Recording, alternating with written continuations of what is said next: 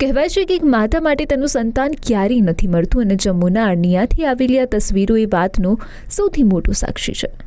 હાડ થીજવતી ઠંડી હોય કે બર્ફીલો પવન, જશવંત કૌર દર શિયાળે પોતાના ઘરેથી એક ધાબળો લઈને નીકળે છે. તેઓ કોઈ જીવતા માણસ માટે નહીં, પણ પોતાના શહીદ પુત્ર કોન્સ્ટેબલ ગુરુનામ સિંહની પ્રતિમા પાસે જાય છે અને અત્યંત વહાલથી તેને ધાબળો ઉઠાડે છે. જશવંત કૌરનો પુત્ર ગુરુનામ સિંહ આજે આપણી વચ્ચે નથી, પરંતુ એક માતાનું દિલ આ માનવા તૈયાર જ નથી. તેઓ આજે પણ પોતાના પુત્રને જીવિત માને છે અને તેની યાદોને એવી રીતે સાચવીને બેઠા છે જાણે તેમનો લાલ કાલે જ ઘરે પાછો આવવાનો હોય. પ્રતિમાને ધાબળો ઉઢાડતી વખતે તેમની આંખોમાં જે ચમક અને આશા હોય છે તે જોઈને કોઈ પણ કઠણ કાળજાનો માણસ પીગળી જાય.